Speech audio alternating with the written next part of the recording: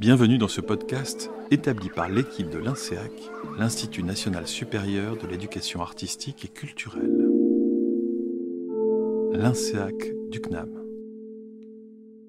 Je m'appelle Damien Malinas et en fait pour me présenter, nous avons fait dans notre équipe de l'INSEAC des petits portraits un peu à la Proust et c'est ce que vous allez entendre pour savoir un peu plus qui je suis, parce qu'aujourd'hui je vais vous emmener écouter la chaîne de coopération d'un ciné-concert.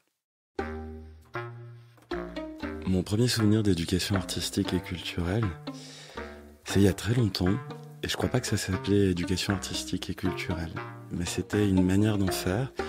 C'était à la maternelle et on nous demandait de construire des marionnettes. Il y a toute une génération, dont la mienne, il y avait eu un grand programme de construction de marionnettes où on devait prendre un animal, et moi c'était le lion, et c'était très compliqué parce que j'avais pu apprendre grâce à cet apprentissage-là. Il y avait un artiste qui nous avait fait fabriquer une marionnette, et Lion il disait une chose que je ne sais pas dire, il disait « je veux ». Et il a fallu faire toute une négociation pour que je comprenne ce qu'était une fiction. Et on voit bien tout l'intérêt de l'éducation artistique et culturelle et les raccourcis que ça nous fait prendre pour comprendre le monde. Donc quand j'étais tout petit, grâce à l'éducation artistique et culturelle, j'ai été un lion. Je suis maître de conférence en sciences de l'information et de la communication à l'INSEAC du CNAM.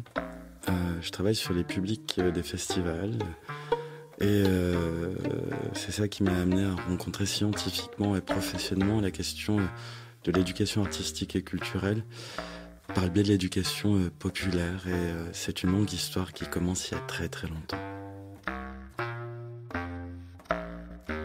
Aujourd'hui, nous allons donc essayer de nous intéresser à la chaîne de coopération autour d'un ciné-concert. En fait, c'est une histoire qui se met en place au cours d'une année scolaire et qui va faire intervenir des acteurs. Corinne Fauconnier, la prof de français, les élèves du collège Jacques Prévert. Vous allez entendre une maman, puisque ces ciné-concerts qui sont fabriqués et si particuliers vont donner lieu à des restitutions. Parce qu'il y a eu un grand travail tout au long de l'année, à la fois, on l'a vu avec la prof de français, mais aussi avec un artiste, Olivier Leroy, dont le nom d'artiste est Oli, et Gwendal Lebras, le prof de musique. Enfin, pour donner un tout petit peu un autre éclairage, nous écouterons Quentin Amalou, qui est chercheur en sciences de l'information et de la communication, et Raphaël Roth, universitaire à l'INSEAC, qui nous raconteront un peu ce que c'est cette histoire et cette théorie des ciné-concerts, car l'éducation artistique et culturelle, c'est une rencontre, une pratique et une théorie. Bonjour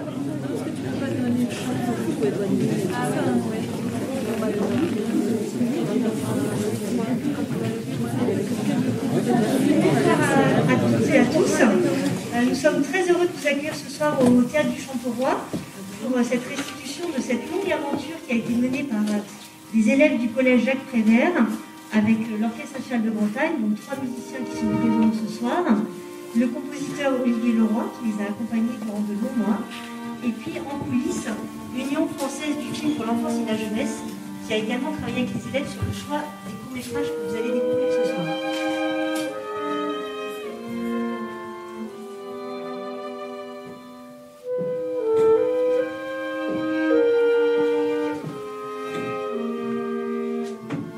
Donc, je suis Corinne Fauconnier, moi je suis le professeur de français qui a travaillé avec les deux classes sur les deux projets. Donc, j'ai travaillé d'abord avec les 5e 2 sur le projet ciné-concert. En fait, dans la partie, si on veut, français, enfin ça a été plus large que le français, parce que moi j'ai participé à tous les ateliers aussi, donc à une grosse partie des ateliers, mais j'ai travaillé surtout sur la conception des dialogues, puisqu'on a, une fois que les films ont été choisis, sélectionnés par les enfants, par les élèves.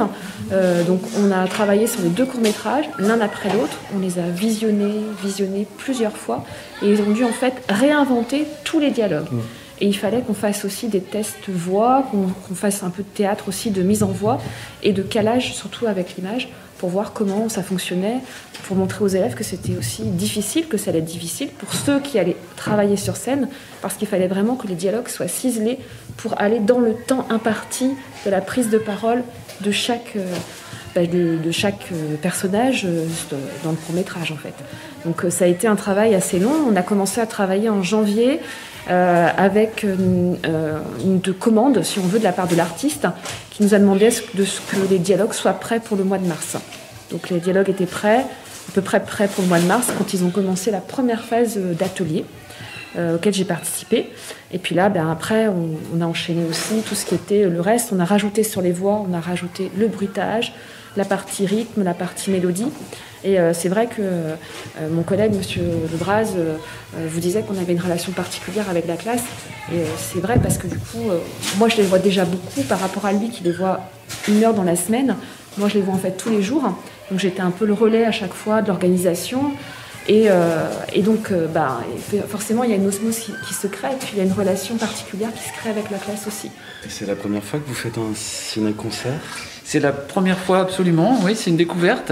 Gwendal Lebras, prof de musique, collège Jacques Prévert. Et je trouve que les élèves ont vraiment joué le jeu, ils sont rentrés dans la création, parce que c'est venu d'eux.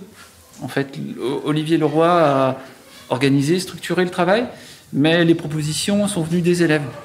C'est eux qui ont fait les dialogues, mais la musique également. On a une accordéoniste dans l'équipe qui a apporté son répertoire et qui a été repris pour être joué avec les musiciens de l'orchestre. Et puis on a un guitariste qui on a demandé de jouer 4 petits accords. Et puis à partir de ces accords-là, comme ils voulaient, ils ont superposé une mélodie et puis trouvé un petit arrangement. Et donc finalement, l'œuvre, c'est la leur. Quand on a travaillé dessus et on est quand même un peu fiers d'avoir fait et d'avoir un truc à présenter et surtout moi je pensais que cette année on n'aura rien fait puisqu'il y a le Covid et que on nous a interdit plein de trucs et on a même repoussé la date du spectacle. La musique pour moi ça doit être un lieu agréable. J'imagine pas une seconde être en train de torturer un élève pour lui dire « Tu viens en cours de musique ?» C'est pas possible. C'est un moment de partage, on parle d'émotions, de sensations, de ressentis. Cette année, je dois vous avouer que c'est un peu dur pour moi de continuer à faire chanter des élèves dont je ne vois pas les expressions du visage. Donc l'année est très très longue. Et ça fait du bien du coup d'être sur scène, même si on est masqué. Il faut apprendre ce que c'est qu'un projet sur du long terme, monter sur scène. Et les élèves, ils sont là parce qu'ils sont contents d'être là. Sinon, ils ne viendraient pas. Donc on est en partenariat avec le Théâtre de Guingamp. Corinne Fauconnier.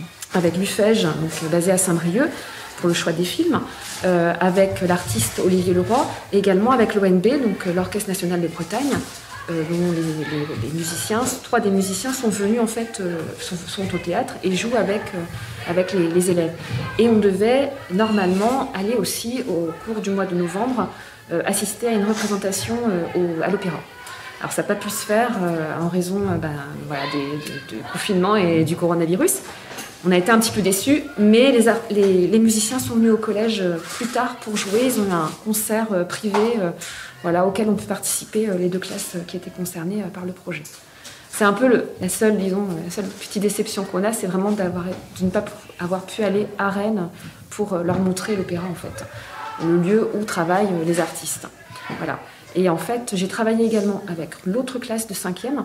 Donc eux, ils ont surtout travaillé sur une programmation cinéma, puisqu'il fallait que sur un ensemble de 20 films, ils choisissent les courts-métrages qui allaient être projetés ce soir. Il y avait un travail de choix des films, il fallait argumenter par rapport à leur goût, mais aussi de rythme de la programmation, de durée de la programmation. Donc tout ça, ça s'est fait également avec Héloïse Ladan, qui est animatrice à l'UFEJ. Donc elle est venue sur toute une semaine pour leur présenter les films et qu'ils fassent leur sélection. Et après, nous, on a travaillé sur les films. Il fallait après concevoir la maquette du programme. Et avec la classe, on a également conçu la feuille de salle du spectacle de ce soir. Donc on a travaillé aussi beaucoup la partie graphisme, mise en forme pour présenter tous les artistes et les élèves qui ont participé à la soirée de ce soir et au spectacle scolaire. Finalement, notre choix s'est porté sur une sélection de 3 courts-métrages. Hamoé 3000, d'Héloïse Pétel et Philippe Baronzini, Portrait de voyage Côte d'Ivoire, Le Wax, de Bastien Dubois, et Une défaite modeste, de David Barr. Nous avons intitulé notre sélection Court Voyage, car tous les courts-métrages que nous avons choisi de vous présenter nous font voyager de différentes manières et aussi car nous pouvons tous en tirer des leçons. Nous espérons que notre sélection vous plaira autant qu'elle nous a plu. Merci à l'UPEJ, surtout à Héloïse Ladan, de nous avoir aidés dans ce projet. Vous pourrez poser des questions à la fin de la séance. N'hésitez surtout pas à partager vos ressentis, ce que vous avez éprouvé en regardant ces courts-métrages. Vous êtes prêts pour le départ? Alors c'est parti. Nous vous souhaitons un agréable voyage.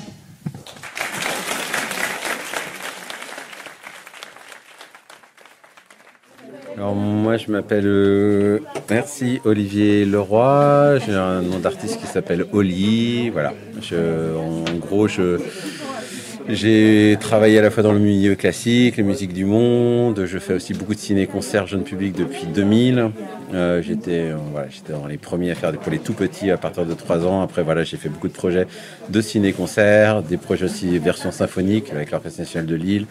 Voilà, donc en fait j'ai un parcours à la fois de beaucoup de travail à l'image, dans mes projets de musique actuelle, dans les projets que j'ai menés dans le jeune public et donc voilà, en gros, et puis donc je compose, je chante et je suis musicien en dehors.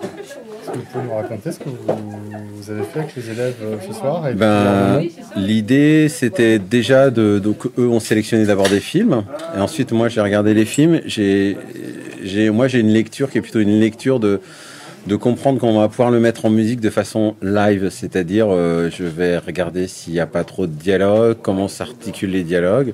Si l'histoire est très bien, on va garder les dialogues, mais mon idée c'est de répartir en 4, je travaille de 4 façons, surtout avec des gens qui ne connaissent pas du tout la musique ou qui n'ont aucune appréhension de la scène, de dire il y a le rythme, il y a la mélodie, il y a les bruitages et il y a les voix.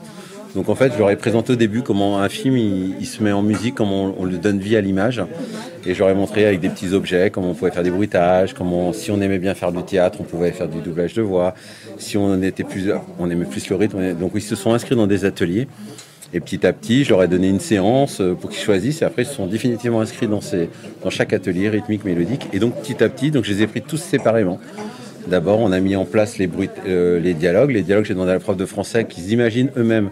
En fait, je veux que tout vienne d'eux. C'est-à-dire, moi, je ne vais pas leur imposer des choses parce qu'il faut que ça soit à leur niveau. Donc, en fait, ils ont fait les dialogues avec leur prof de français, que ça soit leurs mots, etc. Donc, ils réinventent les dialogues par rapport à l'histoire.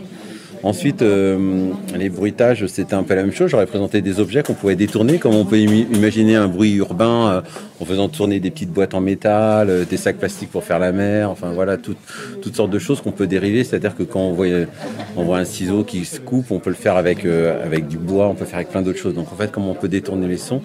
Et ensuite, j'ai utilisé, pour ce qui était mélodique, j'ai demandé qu'ils jouaient des instruments. Il se trouvait que là, dans la classe, il y avait 3 élèves, un guitariste qui joue pas depuis très longtemps, depuis un an et demi avec le Covid. Il avait fait que 6 mois de guitare. Mais voilà, je lui ai demandé de jouer ce qu'il savait jouer, quels accords il savait jouer. Et donc à partir de ça, voilà,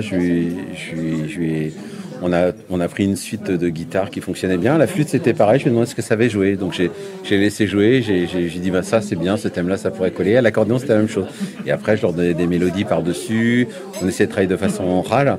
Et du coup, petit à petit, on a mis toute la partie mélodique dessus, parce que je savais qu'après, pour que les trois musiciens de l'orchestre qui allaient venir, ils allaient venir compléter un peu le spectre, c'est-à-dire qu'on n'avait pas de contrebasse, donc j'ai demandé la contrebasse, la clarinette, je savais que ça allait donner un timbre médium, et le violon, c'est un peu passe-partout, on peut faire plein de choses. Donc en fait, on a mis en place des thèmes, et petit à petit, après, je les ai mis par 2 groupes pour essayer vraiment qu'ils entendent aussi ce qui va se passer autour d'eux. On a enlevé des choses, rectifié des choses, et puis petit à petit on a construit quand même un puzzle. Voilà, ils se sont mis ensemble et on a fini. Et donc petit à petit ils ont progressé aussi là-dedans. Ils ont appris à mémoriser le film, c'est-à-dire que le film étant la partition pour le coup, puisqu'on apprend, c'est le film qui est dans les arrêts, dans les coupures à l'image, de comprendre comment fonctionnait le film. Voilà. J'ai fait un projet à Rennes, à l'Antipode, il n'y a pas très longtemps, il y a 2 ans, juste avant le début de la crise sanitaire. C'était des CM2, donc des 10 ans. Là, on avait fait un de ces films-là, d'ailleurs, le premier. Et en fait, c'est autre chose qui se passe. C'est-à-dire qu'on va plus travailler sur le bruitage, on travaille plus sur la voix. C'est vrai qu'avec les ados, on va moins travailler sur la voix. Ils ont du mal à chanter, donc j'ai laissé tomber. En fait, le principe, il est... Quand je dis tout petit, quand je fais du ciné-concert tout petit, c'est plutôt pour des à partir de 3 ans jusqu'à 10 ans en fait. Mais en fait, en termes d'atelier, je prends pas les enfants en dessous de 5-6 ans en fait. Voilà. Un projet de 5-6 ans, on ne le mettrait peut-être pas sur scène. Là, à partir de 8-9 ans, on peut le faire. Et avec les ados, c'était un peu une première, mais ils sont en 5e encore. Donc voilà. Après, tout est réalisable en fait. Je trouve qu'ils ont, voilà, faut prendre en fait leurs compétences, essayer de les sortir, leur donner confiance, et puis après ça fonctionne. Peu importe en fait l'âge. Il y a les petits, en fait, ils ont plein d'idées. Par contre, il faut les canaliser, leur dire que ça marche pas. Les adolescents, il fallait les chercher. Les adolescents.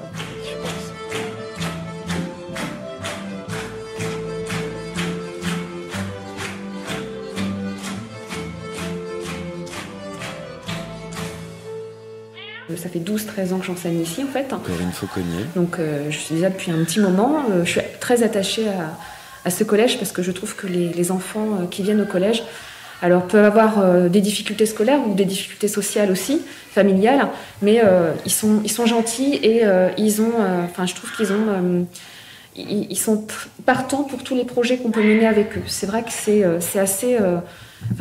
tous les ans, on fait des choses. L'année dernière, on a fait venir un auteur de jeunesse, de littérature jeunesse et un illustrateur, c'était François Place. Il y a eu aussi des ateliers au théâtre. Et c'est vrai qu'ils ont la chance, à côté, d'avoir un théâtre juste à côté. On peut aller, où il y a un échange qui se fait avec eux. On travaille beaucoup avec eux, avec le cinéma aussi, et avec le centre d'art de Queen-Segal également. Donc c'est vrai qu'on a vraiment un cadre, je dirais, idyllique, parce qu'ils peuvent faire beaucoup de choses, et on leur propose beaucoup de choses.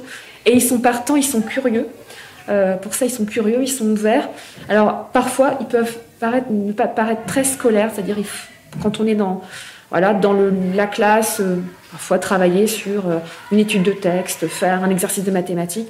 Il y en a certains qu'on a du mal à mobiliser, mais c'est vrai qu'en dehors, quand on les fait sortir et quand on leur propose des projets comme ça a un impact positif aussi sur leur attitude d'élève, parce qu'on leur donne des responsabilités. Il faut qu'ils s'impliquent, il faut qu'ils s'investissent, et du coup, il y a une relation de confiance qui s'instaure, de respect et de confiance, et du coup, ils sont aussi, ils nous font confiance.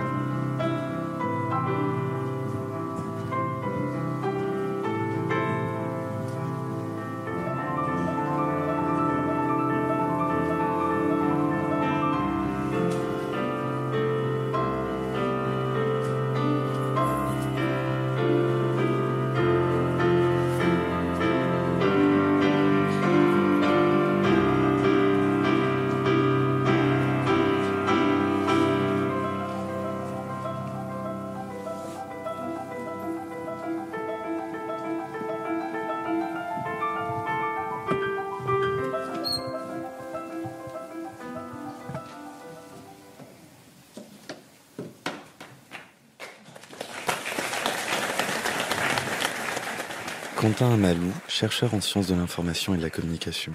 On va aller soulever le voile du cinéma pour voir comment ça fonctionne, pour voir ce qu'il y a en dessous et pour voir pour comprendre en pratiquant. Surtout là ce soir, le ciné-concert au Théâtre du Champ-Roi, c'était assez passionnant parce que c'est les élèves qui font la musique, qui font les bruitages et qui font les dialogues. Donc il y a en fait une manière, c'est aussi ça, faire du cinéma. Et faire du cinéma, ça passe aussi justement par une présence vocale, une présence... et on voit bien, je pense que les films qu'on a vus ce soir, ils ont déjà une musique. Et là, du coup, ils ont changé la musique, je crois, parce que j'ai vu les ateliers avec eux. Quand les collégiens ont choisi les films, ils les ont pas choisis en écoutant la musique. Ils voulaient pas du tout entendre la musique que le film avait choisie. Donc, ils sont arrivés vraiment neutres et ils se sont appropriés un film comme on s'approprie rarement un film quand on a l'occasion de le faire. Donc là, je pense qu'il y a quelque chose, de compréhension de la machine et de compréhension du fonctionnement, une manière de casser le jouet du cinéma pour aller fouiller ce qu'il y a à l'intérieur et le remonter différemment en fonction de ce qu'on a envie. J'en parlais avec un enfant là qui me parlait des Lego qu'il avait achetés.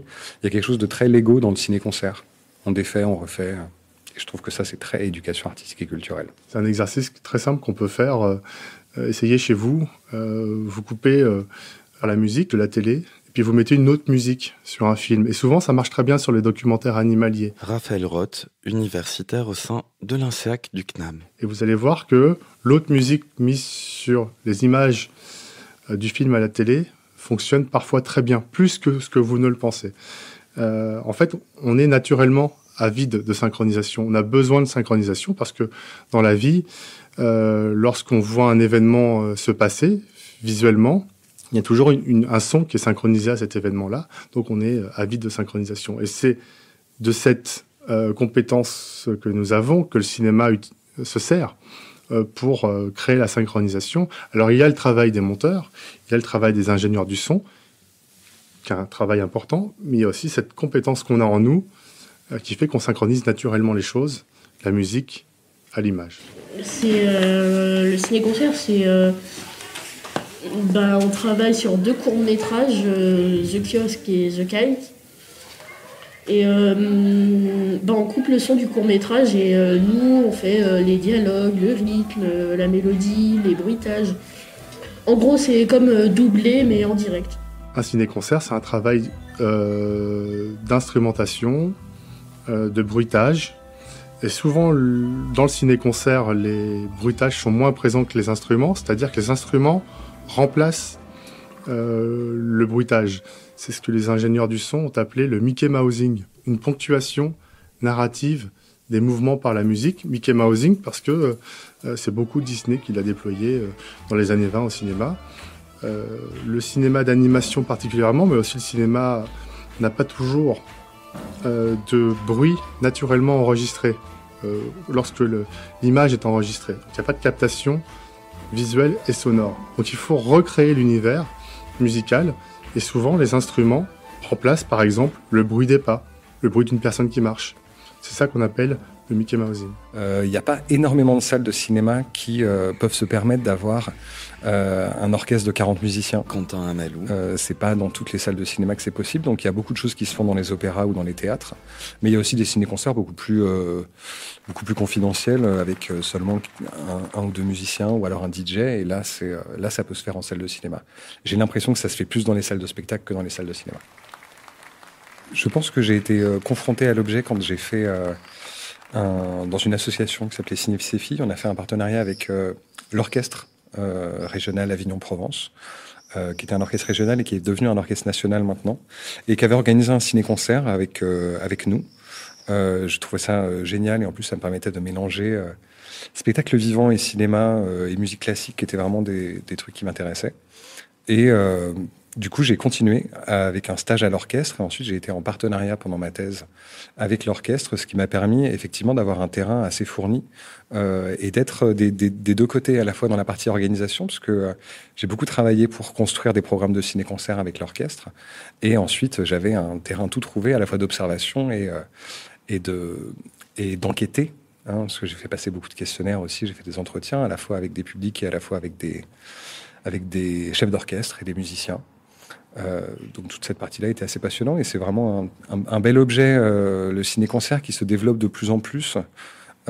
C'est ancien, disons que ça puise une forme de puissance et de mythologie dans les prémices du cinéma, ou dans les débuts du cinéma, quand effectivement la musique était essentiellement jouée en direct.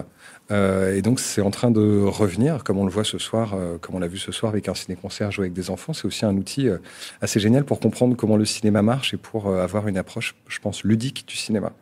Qu'est-ce qu'on vient de voir là ? Là, on vient de voir 2 courts-métrages qu'on avait choisis avec notre classe et la professeure. On avait voté et après on avait choisi les 2 là. La prof nous avait dit, on a commencé à travailler et après on est là. Je suis fière d'elle, parce que c'est vrai qu'il faut combattre la timidité, puis ça leur fait parler sur des sujets de différentes manières, quoi. Donc j'ai trouvé ça très très bien. Adage, c'est l'application dédiée à la généralisation de l'éducation artistique et culturelle. C'est une application qui a été développée par l'Académie de Versailles il y a quelques années, et qui a été rendue ou déployée au niveau national l'année dernière. Et elle sert essentiellement à 2 choses principales. La première, elle porte le recensement des actions et des projets d'éducation artistique et culturelle, et aussi des enseignements artistiques.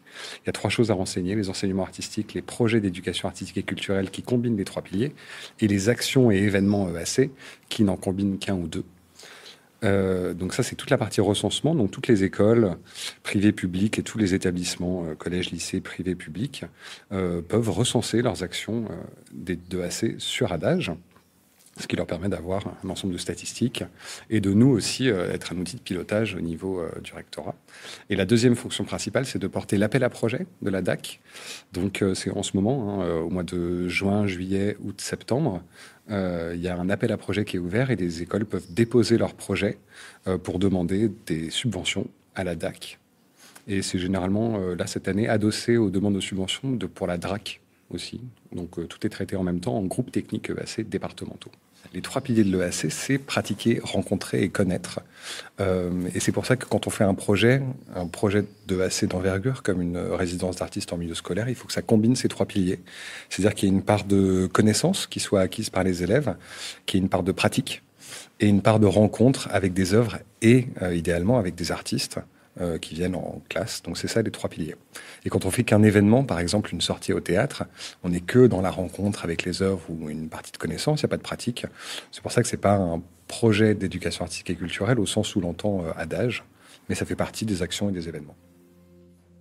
Ce documentaire sonore intitulé « Chaîne de coopération autour d'un ciné-concert » a été réalisé par une drôle de bande de compagnons. Alors, il est important... Dans une politique du générique, parfois on parle de la politique de l'auteur, de les citer. Et on va d'abord remercier ceux qui ont parlé, là, tout au long. Ils étaient vraiment, en tout cas, intéressants à rencontrer. On retrouve ce principe de l'éducation artistique et culturelle. Et donc ceux qui ont récolté ces paroles, c'est Raphaël Roth et Damien Mélinas. C'est un documentaire de l'INSEAC et c'est réalisé par des compagnons qui sont à la fois Alexandre Manzanares et Yannick Hervé. Et dans l'accompagnement tout du long, vous entendez la jolie musique de Malo. Ce programme, vous le réentendrez, est réalisé sous la responsabilité scientifique d'Emmanuel Etis. Merci de votre écoute. Mon cerf-volant!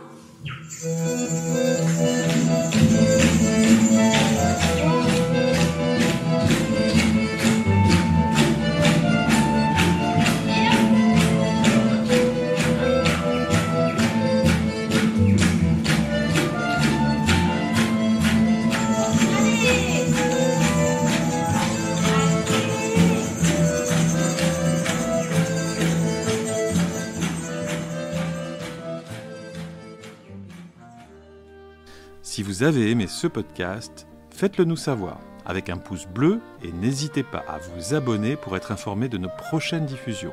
Merci de votre écoute. Transformez une expérience en émotion. L'INSEAC du CNAB.